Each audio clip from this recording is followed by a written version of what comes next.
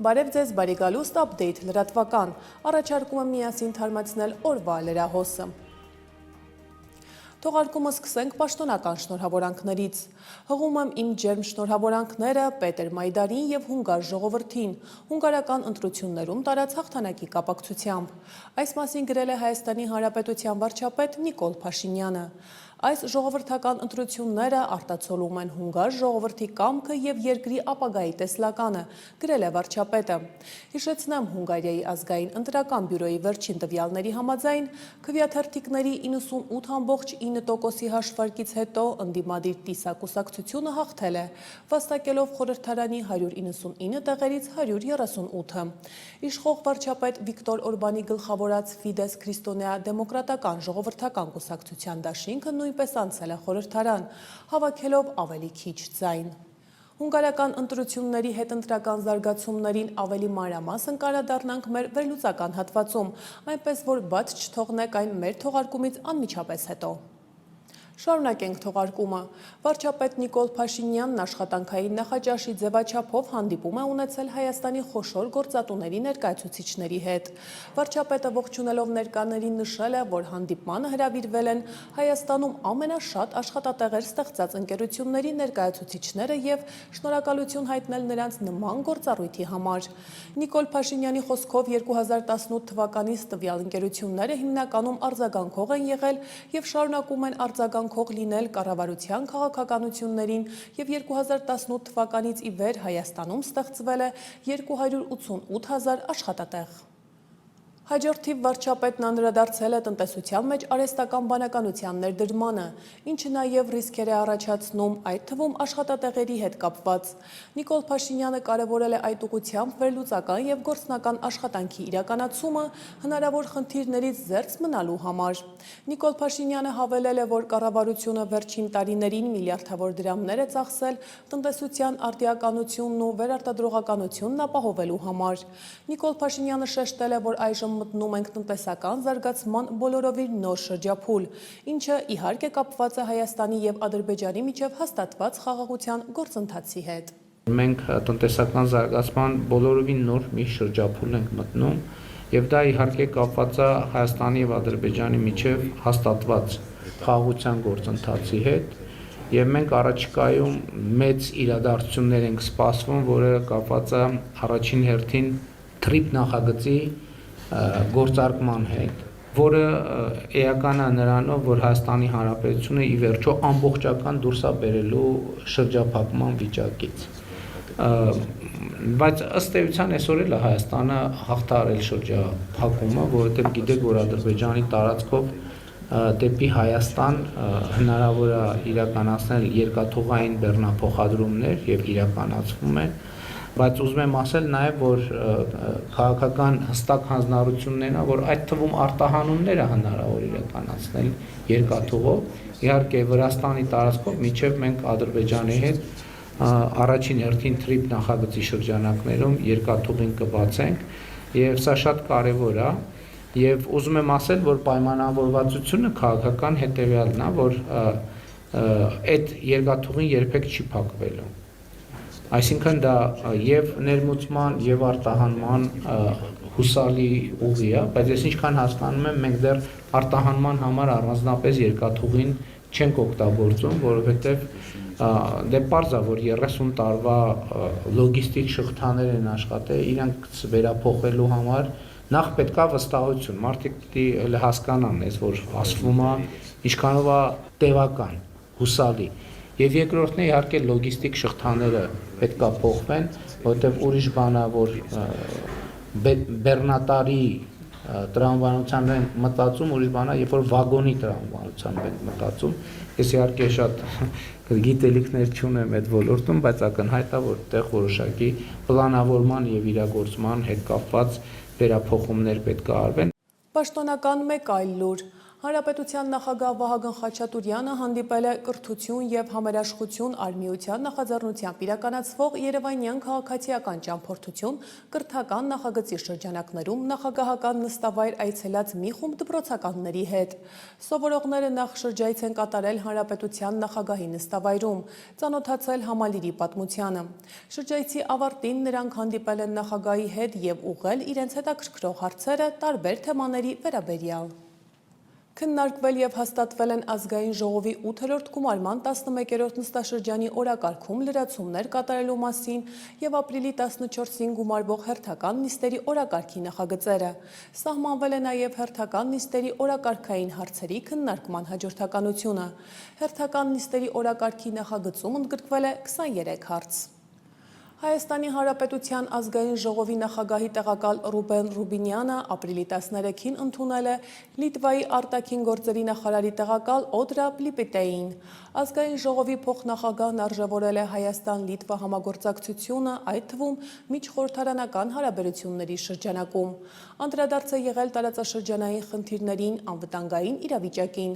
Ռուբեն Ռուբինյանը այս համատեքստում խոսել է Ադրբեջանի և Թուրքիայի հետ հարաբերությունների կարգավորման գործընթացի մասին։ Քննարկվել են նաև Հայաստան-Եվրամիություն հարաբերությունների սերտացման հեռանկարները։ Հայաստանի անվտանգության խորհրդի քարտուղար Արմեն Գրիգորյանը ևս ընդունել է Լիտվայի արտաքին գործերի նախարարի տեղակալին։ Արմեն Գրիգորյանը ողջունել է Օդրա Պլիպիտեի այցը Հայաստան, ընդգծելով Հայաստան-Լիտվա երկկողմ հարաբերությունների քաղաքական երկխոսության շարունակական և զարգացող դինամիկան։ Զրուցակիցները մտքեր են փոխանակել Հայաստանի Հանրապետություն Եվրամիություն համագործակցության օրակարգի, վիզաների ազատականացման գործընթացի, տարածաշրջանային զարգացումների և այլ փոխադարձ հետաքրքրություն ներկայացնող հարցերի վերաբերյալ։ Այս պահի դրությամբ խաղաղության գործընթացի մեջ ամենամեծ փոփոխականը Հայաստանի Հանրապետության խորհրդարանական ընտրություններն են։ Այս մասին Բաքվից վերադառնալուց հետո կազմակերպված ասուլիսի ժամանակ ասել է հայաստանյան քաղաքասարակության ներկայացուցիչ Արեգ Քոչինյանը։ Ըստ Քոչինյանի, եթե այս կարգի հանդիպումներ չլինեն, խաղաղությունը երբեք չի լինի։ Մեր հետ հանդիպումներում թե Հայաստանի, թե Ադրբեջանի ղեկավարությունը, նորից գիտեք, որ Ծաղկաձորում ուրեմն հանդիպում էր տեղի ունեցել Հայաստանի պետական պաշտոնյաների հետ, Ադրբեջանի տեղի ունեցել իրենց պետական պաշտոնյայի հետ հանդիպում, երկու երկրների ուրեմն պետական պաշտոնյաներն մեզ վստահեցնում են, մեզ ուրեմն տեղեկացնում են, հորդորում են, համոզում են, որ Հայաստանի եւ Ադրբեջանի մեջ արդեն իսկ կա խաղաղություն, խաղաղությունն արդեն իսկ հաստատվել է, այդ խաղաղությունը հիմա ընդլայնման, խորացման փուլում է։ Ու սա երևի թե կարևոր է, որովհետև մենք շատ հաճախ խոսելով դետալներից, շատ հաճախ խոսելով process-ից, շատ հաճախ խոսելով ուրեմն մեր ամենօրյա լրահոսից ընդհանուր պատկերը ինչ որ չափով լղոզում ենք կամ մոռանում ենք։ Սա ասելով երրորդ ուրեմն միտքը, որ ուզում եմ արտահայտել, մեզ շատ հաճախ մեղադրում են, չգիտեմ, մոռացության, ներելու, ուրեմն, չգիտեմ, ողբերգությունը մոռացության տալու, ուրանալու։ Ես ուզում եմ, թեպետ սրա մասին բազմիցս ենք խոսել, բայց ևս մեկ անգամ այս հարցին անդրադառնալ, խաղաղության կամուրջ նախաձեռնությունը անցյալը մոռանալու, ուրանալու, փոխելու, սրբագրելու, խմբագրելու մասին չէ։ Խաղաղության կամուրջ նախաձեռնությունը արկա նարատիվների, արկա պատմության, արկա իրականության կողքին նոր նարատիվներ, նոր հնարավորություններ ձևավորելու մասին է։ Կհաջողվի այն թե ոչ, բնականաբար որևէ մեկը երաշխիք չի կարող տալ, ինչպես եւ չի կարող երաշխիք տալ խաղաղության գործընթացի հաջողել չհաջողելու վերաբերյալ, որովհետեւ դա էլ իր հերթին կապված է բազմաթիվ գործընթացների հետ։ Մի բան ուղղակի հաստատ է, որ թե մեր աշխատանքը, թե մնացած ուրեմն աշխատանքները, որոնք տարվում են խաղաղության ուրեմն հաստատման ուղղությամբ, երաշխավորված չեն հաջողության, բայց երաշխավորված է, որ եթե այդ աշխատանքները չեն տարվում, ապա խաղաղություն երբեք չի լինելու։ Խաղաղության կամուրջ նախաձեռնության շրջանակում հայկական կողմը բազմիցս բարձրաձայնել է գերիների և պահվող անձանց խնդիրը, այն դիտարկելով որպես խաղաղության գործընթացի կարևոր բաղադրիչ։ Այս մասին հայտարարեց Ժողովրդավարության զարգացման հիմնադրամի տնօրեն Նաիրա Սուլթանյանը, ամփոփելով 2026 թվականի ապրիլի 10-ից 12-ը Ադրբեջանի Գաբալա քաղաքում տեղի ունեցած հանդիպման արդյունքները։ Մամուլի ասուլիսի ընթացքում նա նշեց, որ նախաձեռնության հանդիպումների ընթացքում հայկական պատվիրակության անդամները հետևողականորեն ընդգրկել են այդ հարցը քննարկումների օրակարգում։ Ես գիտեմ, որ հումանիտար հարցերի քննարկումը մեր հասարակության ուշադրության կենտրոնում է, ուստի ասեմ, որ շատ անկաշկանդ զրույց ենք ունեցել որպես երկու կողմեր այս հարցերի շուրջ։ Մենք մեր խնդիրներն ենք բարձրացրել, իրենք իրենցը։ Մենք խոսել ենք գերիների եւ պահվող անձանց մասին։ Ոչ մեկ անգամ պատվիրակության անդամներից շատերը իրենց ելույթներում ներառել են այս խնդիրը եւ եւս հերթական անգամ կարող եմ ասել, շեշտել ենք, որ չի տեղավորվում այս հարցը խաղաղության այս գործընթացի տրամաբանության մեջ, որ խաղաղության գործընթացը շատ ավելի առաջ է անցել եւ պիտի այս հարցերը լուծվեն, որպեսզի ավելի երաշխավորված լինի առաջընթացը process-ի։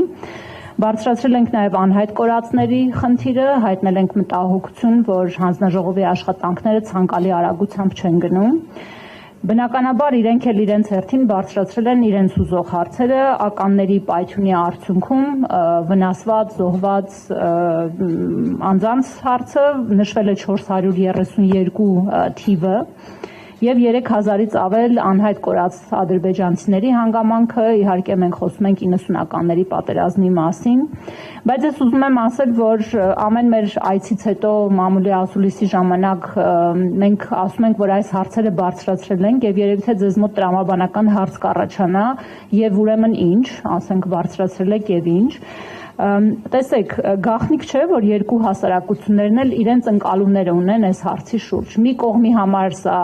վրեժ խնդրության, միջազգային հումանիտար իրավունքի խախտման մասին է, մյուս կողմի համար սա շատ այսպես պարզ հանցագործություն եւ պատիժ տրամաբանության մեջ է։ Ինչ ենք անում մենք որպես նախաձեռնություն խաղաղության կամուրջ։ Մենք ուրեմն նախ եւ առաջ լսում ենք իրար։ Երբ որ դու լսում ես դիմացի կողմի խնդրի ընկալման նրբությունները, դրանից հետո շատ ավելի լավ ես կարողանում մոդելավորել լուծումները, որոնք իրատեսական պիտի լինեն։ Միևնույն ժամանակ մենք փորձում ենք որպես նախաձեռնություն հասկանալ ինչպես կարող ենք նպաստել երկու կողմերի վստահության ամրապնդման գործընթացին, որը կստեղծի մի միջավայր, որտեղ այս հարցերը շատ ավելի քիչ տոքսիկ կլինեն, հեշտ կլինեն լուծել, չեն քաղաքականացվի եւ չեն կիրառվի որպես ճնշման գործիքներ մեկը մյուսի վրա, Ես այստեղ կանգ կառնեմ, եթե հարցեր լինեն սիրով։ Գաբալայում հայկական եւ ադրբեջանական կողմերի միջև տեղի ունեցած հանդիպմանը քննարկվել են նաեւ կոմունիկացիաների, նաեւ թրիփի իրագործմանն առնչվող հարցեր։ Այս մասին ասուլիսի ժամանակ ասաց հայկական խորհուրդ վերլուծական կենտրոնի ասոցացված փորձագետ Սամվել Մելիքսեթյանը։ Եթե խոսում ենք թրիփի մասին, այն մնում է առանցքային թեմաներից մեկը հայ-ադրբեջանական կարգավորման շրջանակում։ Ադրբեջանական կողմի համար այս հարցը շատ կարևոր է։ Գանք Երևանի քաղաքապետարան։ Երևանի քաղաքապետ Տիգրան Ավինյանը այսօր ներկայացրեց վերջին շաբաթվա ընթացքում հանրային տրանսպորտում հավաքագրումների պատշաճ ապահովման ուղղությամբ իրականացված աշխատանքները։ Շեշտելով, որ շաբաթվա միջինացված տվյալներով Երևանում հանրային տրանսպորտից օգտվողների վալիդացիաների քանակն ավելացել է 15-ից մինչև 30%։ Քաղաքապետը նաև ուշադրություն հրավիրեց այն փաստին, որ Երևանում հասարակական տրանսպորտում շաբաթական կտրվածքով չկատարված վճարումների գումարով հնարավոր կլիներ 2 նոր ավտոբուս ձեռք բերել։ Նա վստահեցրեց, որ ոլորտում կարգ ու կանոնի հաստատելուց հետո Երևանում շատ ավելի որակով տրանսպորտ է լինելու։ Մենք ունեցել ենք մի քանի միջադեպեր, մեկ կոնկրետ շատ տհաճ միջադեպ, որը վերածվել է կռվի եւ հարձակում է եղել վարորդի վրա։ Ես գիտեմ, որ 3 անձինք ձերբակալվել են եւ ոնց որ 4-րդն էլ անցնում է համապատասխան գործով։ Ես ուզում եմ վստահ լինել, որ այդ անձինք պատժվելու են խստագույնս։ Եվ իրականում որևէ ոտնձգություն վարորդների նկատմամբ դա միայն անհատ անձի նկատմամբ ոտնձգություն չէ։ Դա ոտնձգություն է քաղաքի նկատմամբ, դա ոտնձգություն է այս ամբողջ համակարգի նկատմամբ եւ ուզում եմ բոլորը իմանան, մեր վարորդները առաջին հերթին, որ մենք նրանց հետ ենք եւ մենք նրանց կողքին կանգնած ենք, իսկ բոլոր այն մարդիկ, ովքեր որ գիտեք, ոնց ասեմ, չվճարող մարդը աչքերը կախ ամոթից գետինը մտնելու փոխարեն հələ մի հատ է ելույթներ ա ունենում, հələ մի հատ է հորթուբորթ ա գալիս, հələ մի հատ էլ ագրեսիվ ա։ Եվ մենք ենք մեղավոր, մենք բոլորս։ Նաև սիրելի երևանցիներ, ամենայն սիրով եւ հարգանքով բոլոր պարտաճանաչ քաղաքացիները, որովհետեւ իրականում մենք բոլորս մեր պարտքը կատարում ենք, մենք 2022 թվականից տենց տարի չի եղել, որ շարժակազմը չավելացնենք Երևան քաղաքում, նոր ավտոբուսներ, նոր տրոլեյբուսներ չգնենք։ Եվ ես ուզում եմ նաև շնորհակալություն հայտնել պարտաճանաչ Հայաստանի Հանրապետության այն քաղաքացիներին, ովքեր որ պարտաճանաչորեն վճարում են, եւ բայց արձանագրենք, որ այն մարդկանց, ովքեր որ չեն վճարում, այդ մարդկանց մենք մեր սենց որպես բեռ բոլորս միասին մեր վզին տանում ենք։ Ինչու եմ այսպես ասում, որովհետև օրինակ ինչ են ասում այն մարդիկ, ովքեր որ չեն վճարում, ասում են տեղ չկա ավտոբուսում։ Այս հաշվարկը ցույց է տալիս, որ շաբաթական մի 70-80 միլիոն դրամի չվճարում ունենք, այս հաշվարկը։ Սա ինչ է նշանակում, որ շաբաթը 2 ավտոբուսի նոր ավտոբուս կարայինք առնենք, շաբաթական, այդ չվճարողների հաշվին։ Այսինքն իրենք բողոքում են նրանից, որ իրենց անպարտաճանաչության հետևանքով մենք ավել ավտոբուս չենք գնել։ Չնայած որ մենք գնել ենք, ամեն տարի էլ գնել ենք, այս տարի էլ ենք գնելու։ Եվ երևանյան խնդիրների մասին։ Երևանի փողոցներում անձրևաջրերի մեջ ավտոմեքենաներ էին արգելափակվել։ Ապրիլի 12-ի ժամը 23:40-ից սկսած ներքին գործերի նախարարության 112 օպերատիվ կառավարման կենտրոնում ահազանգեր են ստացվել Երևան քաղաքի Սևանի եւ Գյուրջյան փողոցներում հորդառատ անձրևների հետևանքով անձրևաջրերում արգելափակված տրանսպորտային միջոցների վերաբերյալ։ Այս մասին հայտնում է ներքին գործերի նախարարության փրկարար ծառայությունը։ Դեպքի վայր են մեկնել ՆԳՆ փրկարար ուժերի վարչության հատուկ նշանակության փրկարար աշխատանքների իրականացման կենտրոնի փրկարարական խումբը եւ Երևան քաղաքի փրկարարական վարչության Հրշեջ փրկարարական ջոկատից 1 մարտական հաշվարկ։ Դեպքի վայր ժամանած փրկարարները անձրևաջրերից դուրս են բերել տրանսպորտային միջոցները։ Իդեպ այս թեմային այսօր անդրադարձել են նաև Երևանի քաղաքապետարանի գործակարգավարական խորհրդակցության ընթացքում։ Քաղաքապետին զեկուցվեց Գյուրջյան փողոցում տեղի ունեցածի եւ ձեռնարկվող քայլերի մասին։ Կուզենայի պարոն Կարոյան հասկանալ Գյուրջանում ինչա կատարվում, ինչ խնդիր ունենք այնտեղ։ Պարոն քաղաքապետ, Գյուրջյան փողոցում այս գիշեր տեղացած անձրևների հետևանքով ջրի կուտակում է տեղի ունեցել, որի հիմնական պատճառը նա է, որ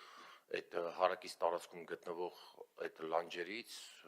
հողի եւ քարի զանգված է բերել հերթական անգամ, այս արդեն կրկնվել է, բերում է անձրևատար ընդունիչների վրա կուտակվում է, որից հետո ջրի կանգ առաջանում, այսինքն մասնագետային որ տեղում արդեն հայտնվում են, մաքրում են այդ ցանցերը, որից հետո արդեն ջուրը հեշտությամբ կլանվում է։ Հիմնական պատճառը եղել է քարերը եւ լանջերից եկած բերված հողը։ Իսկ ինչ լուծում ենք պատկերացնում առհասարակ, որովհետեւ մենք արդեն մեր նորման այնա, որ 1 ամսվա տեղումները կարող են 1 օրում կամ 2 օրում գալ եւ այսպիսի դեպքեր ունենալու ենք, կոնկրետ տեղեր ունենք, որտեղ ունենք խնդիր եւ տեղային լուծումներ են պետք։ Պարոն քաղաքապետ, տեղային լուծում անպայման կգտնենք, արդեն վիոլայի մասնագետներից նախնական պայմանավորվածություն ենք, մի հատ գնանք տեղում ուսումնասիրենք, հավանաբար անձրևընդունիչ ցանցերի քանակը ավելացնենք եւ որպեսզի կարող այդ ջրի քանակը ավելի շատ մեծ քանակությամբ կլանի։ Այլ հատվածներում ունեցել են խնդիր։ Եղել է Սեբաստիայի հատվածում ա եղել, Սեբաստիայի հատվածում Եռաբլուր Պանթեոնի հարակից տարածքում, այս պայծամ Երևան քաղաքը մենք թվով 50 հեղատար հասցների անհրաժեշտություն արդեն գույքագրել ենք եւ ունենք նախագծեր, որոնցից 2-ը արդեն ֆինանսավորվել են եւ այդ Սեբաստիայի հատվածի հեղատար համակարգի կառուցման աշխատանքների համար արդեն գումար հատկացվել է, որպեսզի այդտեղ կարողանանք աշխատանքներ իրականացնենք։ Այժմ այլ թեմաների մասին։ Ապրիլի 4-ին ներքին գործերի նախարարության օպերատիվ կառավարման կենտրոնից համայնքային ոստիկանության Սպիտակի բաժին ահազանգ է ստացվել, որ Սպիտակ Երևան ճանապարհի աջակողմյան հատվածում կազմակերպվում է շնամարտ։ Այդ մասին հայտնում են ներքին գործերի նախարարությունից, կից ներկայացնում մանրամասներ։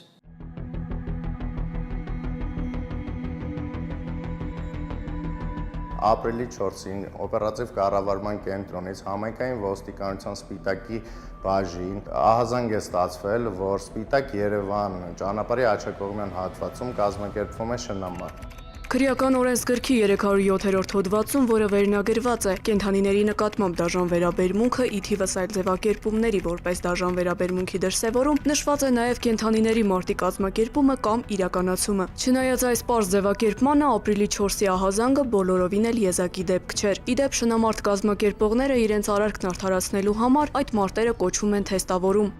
Այս շնամարտերը հիմնականում արվում են ըստ շնամարտերն անողների պատճառաբանությամբ, որ գամփրները դուրս գան գայլերի դեմ, սակայն սա իրականության հետ ոչ մի կապ չունի, քանի որ երբ որ շունը կռվում է շան դեմ, դա լրիվ այլ մարդ է, երբ որ շունը կռվում է գայլի դեմ, դա լրիվ այլ մարդ է։ Այսինքն գամփրը գամփրի դեմ կռվելով ոչ միայն գայլի դեմ կռվել չի սովորում, այլ ավելի վատ է աշխատում հոտի մեջ, քանի որ ավելի լարված է շների մեջ լինում, այլ վնասվում է թե ֆիզիկապես, թե հոգեբանորեն եւ դա կենդանուն միայն վնաս է եւ նրանք սա կոչում են թեստավորում, ինչը իրականության հետ ոչ մի կապ չունի։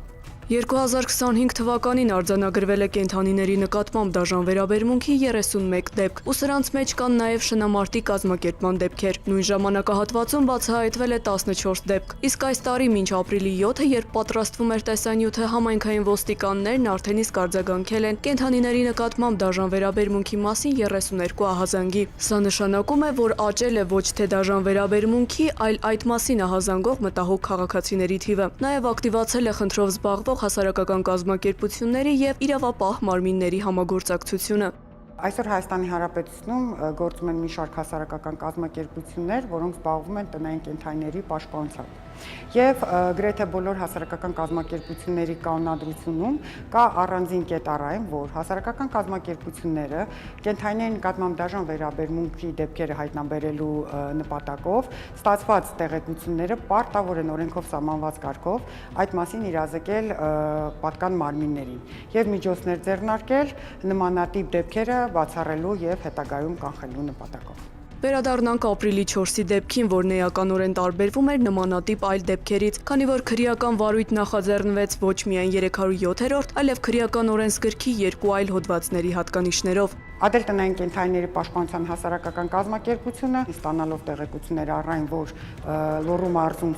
Սպիտակ քաղաքի հարակից տարածքում պետք է իրականացվի շնամարտ, տարբեր հասարակական կազմակերպությունների հետ ստեղծել է աշխատանքային խումբ եւ աշխատանքային խումբը արդեն մեկնել է Սպիտակ քաղաք։ Հասարակական կազմակերպությունների անդամները տեղ հասնելով համոզվեցին, որ իսկապես կազմակերպվել է շնամարտ։ Առավոտյան ժամը 10-ին մեկնել ենք մի քանի կենդանասեր կենդանապաշտպաններով, տեղում արդեն տեսել ենք, որ սկսվել է շնամարտը, բազմաթիվ մարդիկ կային, մեծ քանակի մեքենաներ, սկզբնական շրջանում տեսել ենք 10-ից ավելի գամփրներ, որոնցից ոմանք արդեն արնանման լաքարներով էին, այսինքն արդեն կռվել էին, ոմանք դեռ նոր պետք է անեին իրենց կռվելու։ Մասնակիցները, մասնավորապես կազմակերպիչներից մեկը, հանրային վայրում իրեն պահել են նաև կանանց հանդեպ եւ առհասարակ քաղաքացիների հանդեպ շատ վատ, հրել է մեզ, հայհոյանքներ են հնչել, հարվածել է, եղել է ոչ թափ վիճակում եւ պահել է իրեն ոչ ադեկվատ։ Մենք ահազանգել ենք ոստիկանություն, քանի որ այդտեղ հավաքված էին մոտ մի 40-ից 50 տղամարդ, որոնք իհարկե սկսեցին շատ վատ պահել իրանց, խուլիգանական ձևով պահել իրանց։ Հասարակական կազմակերպությունների կանոնադրության պահանջների համաձայն կենդանասեր կենդանապաշտպաններն ահազանգեցին 112 ծառայություն։ Եվ ոստիկանությանը ուզում եմ հայտնեմ իրոք խորին շնորհակալություն, ուղիղ ահազանգից 4 րոպե հետո ոստիկանությունը եղել է տեղում։ Եվ բացի նրանից, որ միանգամից դադարեցվել է շնամարտը, ոստիկանության պրոֆեսիոնալ աշխատանքի շնորհիվ, որտեղ իրանք փակել էին այդ բլուրի տակի ճանապարհը, շնամարտ կազմակերպողները չկարողացան փախուստի դիմել։ Ոստիկանության ծառայողները հասնելով նշված հասցե ձերբակալել են շնամարտի կազմակերպիչներից 3-ին եւ տեղափոխել են տրանսպորտային միջոցների եւ 8 շների հետ միասին ոստիկանության Սպիտակի բաժին։ Կազմված փաստաթղթերը ներկայացվել են Սպիտակի քննչական բաժին, որտեղ նախաձեռնվել է քրեական վարույթ ոչ միայն կենդանիների նկատմամբ դաժան վերաբերմունքի, այլև խուլիգանության ու ֆիզիկական ներգործության հատկանիշներով։ Նախաքննությունը շարունակվում է։ Հիշեցնենք, որ քրեական օրենսգրքի 307-րդ հոդվածի համաձայն կենդանիների նկատմամբ դաժան վերաբերմունք է նաև կենդանիների մարտի կազմակերպումը կամ իրականացումը։ Ուստի հորդորում ենք մեր քաղաքացիներին չխախտել օրենքի պահանջը եւ դրանով իսկ խուսափել քրեական պատասխանատվությունից։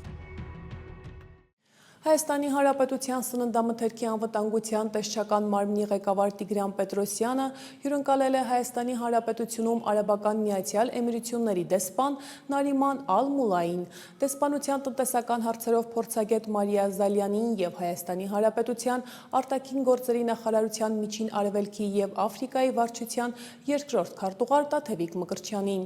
Հանդիպման ընթացքում քննարկվել են սննդամթերքի արտահանման ոլորտում երկկողմ համագործակցության, կենդանական ծագման և գյուղատնտեսական մթերքների արտահանման ընթացակարգերի պարզեցման, երկու երկրների միջև փոխըմբռնման հուշագրերի ստորագրման վերաբերյալ հարցեր։ Հանդիպման ավարտին կողմերը անդրադառնալով համագործակցության զարգացման խթանման, ներմուծման և արտահանման ժամանակ առևտրի դյուրացման գործընթացներին առնչվող հարցերին ձեռք են բերել պայմանավորվածություն, առավել հաճախ կազմակերպել համանման քննարկումներ, ինչպես առկա, այնպես էլ առցանց ձևաչափով։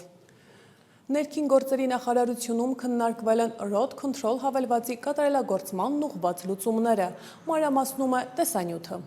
Ապրիլի 9-ին ներքին գործերի նախարարի տեղակալ Արմեն Ղազարյանի համակարգմամբ տեղի է ունեցել աշխատանքային քննարկում Road Control բջջային հավելվածի կիրառման արդյունավետության գնահատման նպատակով։ Ներկային ներքին գործերի նախարարության եւ ոստիկանության ոլորտային պատասխանատուներ։ Հանդիպման անհրաժեշտությունը պայմանավորված էր համակարգի մշտադիտարկումների ընթացքում արձանագրված խնդիրներով, որոնք պահանջում են տեխնիկական եւ իրավական կատարելագործման լուծումներ։ Քննարկման առանցքում համակարգի գործունեության ընթացիկ վերլուծություններ, տեխնիկական եւ իրավական լավարկման հեռանկարները, ինչպես նաև հավելվածի կատարելագործմանն ուղղված նորարարական լուծումների գեներացումը։ Անդրադարձ է կատարվել համակարգի կոնցեպտուալ վերափոխման անհրաժեշտությանը, դիտարկելով նոր եւ առավել արդիական գործիքակազմի անցնելու հնարավորությունը։ Արմեն Ղազարյանն ընդգծել է, որ ներքին գործերի նախարարությունը հետևողականորեն մշտադիտարկում է հանրային արձագանքը նախարարության կողմից մշակվող յուրաքանչյուր նախագծի վերաբերյալ, կարևորելով քաղաքացիների մասնակցությունը պետական քաղաքականության ձևավորման եւ բարեփոխումների իրականացման գործընթացում։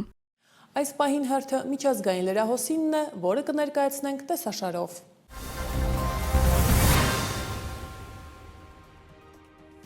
Ռուսաստանի Դաշնության արտաքին գործերի նախարար Սերգեյ Լավրովը ապրիլի 14-ից 15-ը պաշտոնական այց կկատարի Չինաստան, որտեղ նախատեսված են բանակցություններ Չինաստանի արտաքին գործերի նախարար Վան Իի հետ։ Այս մասին հայտնել են ռուսական դիվանագիտական գերատեսչությունից։ Նախարարությունից հայտնել են, որ երկու երկրների արտաքին քաղաքական գերատեսչությունների ղեկավարները կքննարկեն երկկողմ համագործակցության հարցերի լայն շրջանակ։ Տարբեր մակարդակներում շփումների հեռանկարները, փոխգործակցությունը միջազգային ասպարեզում շեշտը դնելով, ՄԱԿ-ում, ԲՐԻԿՍ-ում, G20-ում, Ասիական խաղաղօվկիանոսյան տնտեսական համագործակցությունում եւ այլ բազմակողմ մեխանիզմներում եւ ֆորումներում համատեղ աշխատանքի վրա։ Ակնկալվում է մտքերի հանգամանալից փոխանակում մի շարք թեժ թեմաների եւ տարածաշրջանային հարցերի շուրջ, ներառյալ ուկրաինական ճգնաժամը եւ Մերձավոր Արևելքում տիրող իրավիճակը, ընդգծել են Ռուսաստանի Դաշնության արտաքին գործերի նախարարությունում։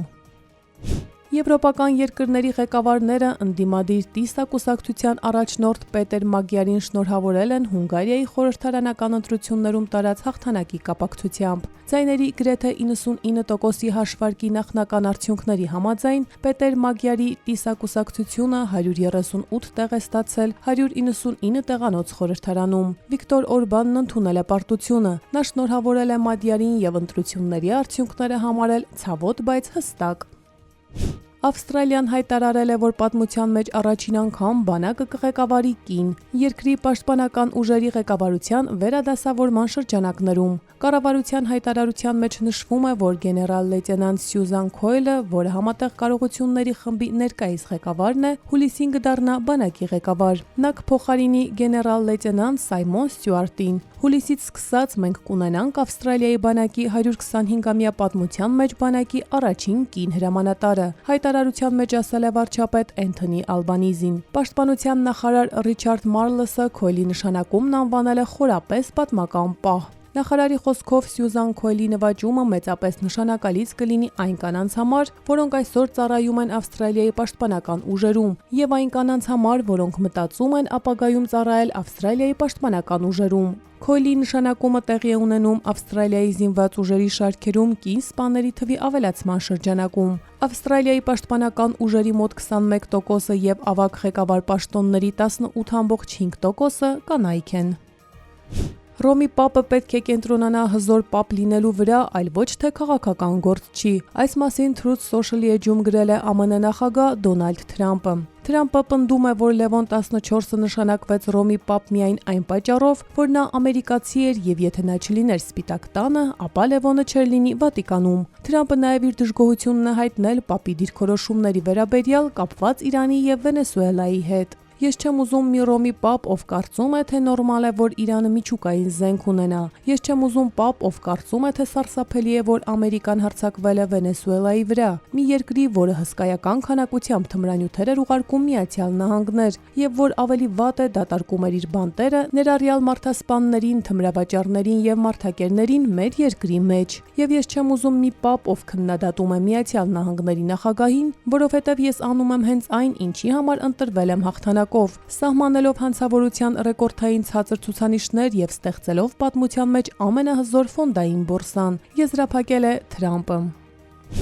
ԱՄՆ-ի եւ Իրանի միջև փոխըմբռնման հուշագիրն Իսլամաբադում չստորագրվեց ամերիկյան կողմի պատճառով։ Իրանը բարեխղճորեն էր մասնակցում բանակցություններին։ Այս մասին X-ում գրել է Իրանի արտաքին գործերի նախարար Աբբաս Արաղչին։ Վերջին 47 տարվա ընթացքում ԱՄՆ-ի հետ ամենաբարձր մակարդակի ինտենսիվ բանակցություններին Իրանը մասնակցում էր բարեխղճորեն, պատերազմին վերջ դնելու համար, բայց երբ շատ քիչ էր մնացել Իսլամաբադի փոխըմբռնման հուշագրի ստորագրմանը, մենք բախվեցինք մաքսիմալիզմին, պայմանների մշտական փոփոխությանը եւ արգելափակմանը, գրել է Աբբաս Արաղչին։ Նա հավելել է, որ բարի կամք է ծնում, իսկ թշնամությունը թշնամանք։ Իրանը եւ ԱՄՆ-ն երկշաբաթյա հրադադար էին հայտարարել ապրիլի 8-ի գիշերը, սակայն Իսլամաբադում 21 ժամ տևած բանակցությունները ապրիլի 12-ին ավարտվել են առանց որևէ համաձայնության։ Ավստրալիայի կառավարությունը չի քննարկում ԱՄՆ-ի հետ միասին Հորմուզի նեղուցի շրջափակմանը մասնակցելու հնարավորությունը։ Այս մասին հայտարարել է երկրի արտաքին գործերի եւ առևտրի փոխնախարարը։ Նա նշել է, որ Ավստրալիայի կառավարությունը չի քննարկում շրջափակմանը միանալու հնարավորությունը։ Նրա խոսքով Ավստրալիան հիասթափված է, որ ապրիլի 11-ին Իսլամաբադում Իրանի եւ ԱՄՆ-ի միջև կայացած բանակցությունները արդյունքի չհանգեցրին։ Այսօր մեկնաբանելով ԱՄՆ նախագահ Դոնալդ Թրամփի հայտարարությունները Հորմուզի նեղուցի շրջափակման վերաբերյալ, Ավստրալիայի վարչապետ Էնթոնի Ալբանիզին հայտնել է, որ ԱՄՆ-ն այս հարցում գործում է միայնակ։ Իր հերթին Ճապոնիայի նախարարների կաբինետի գլխավոր քարտուղար Մինորու Կիհարան հայտարարել է, որ դեռ որոշում չկա այն մասին, արդյոք Ճապոնիայի ինքնապաշտպանության ուժերը կմասնակցեն Հորմուզի նեղուցի շրջափակմանը, որը նախաձեռնել է Միացյալ Նահանգները։ ԱՄՆ-ի եւ Իրանի միջև շարունակվող հրադադարի ֆոնին Իսրայելը շարունակում է ռազմական գործողությունները Լիբանանում Հեզբոլլահ շարժման դեմ պայքարի շրջանակում։ Ըստ Լիբանանի առողջապահության նախարարության, երկրի մի քանի շրջաններում իսրայելական հարվածներից նոր զոհեր են գրանցվել։ Այս մասին հաղորդում է Լիբանանի ազգային լրատվական գործակալությունը։ Հաղորդվում է, որ վերջին օրվա ընթացքում Իսրայելի հարձակումների հետևանքով 4 մարդ զոհվել է, 3-ը վիրավորվել Սուրի շրջանում, 9 մարդ զոհվել է, 13-ը վիրավորվել Սայդայի շրջանում։ Բինտ Ջբեյլ շրջանում թիրախավորվել է Լիբանանի Կարմիր խաչի շտապօգնության խումբը, որի հետևանքով զոհվել է 1 շտապօգնության աշխատակից, եւս մեկը վիրավորվել։ Ալ-Բազուրիա բնակավայրի վրա իսրայելական հարձակումների հետևանքով գրանցվել է 1 զոհ, 9 վիրավոր։ Գործակալությունը նաեւ տեղեկացնում է, որ Լիբանանի տարբեր շրջանների ուղղությամբ իսրայելական հարվածները շարունակվում են։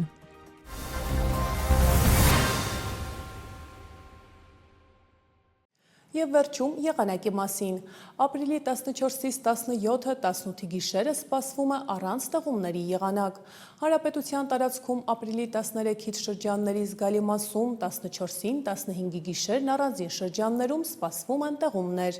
Ապրիլի 15-ի գիշերը 16-ից 17-ը 18-ի գիշերը սպասվում են առանց տեղումների եղանակ։ Օդի ջերմաստիճանը ապրիլի 14-ի գիշերը կնվազի 5-ից 7 աստիճանով, ապրիլի 15-ից 17-ը աստիճանաբար կբարձրանա 9-ից 13 աստիճանով։ Այս եթերաժամի համար առանձնացրել էինք այսքանը, կհանդիպենք հաջորդ թողարկմանը։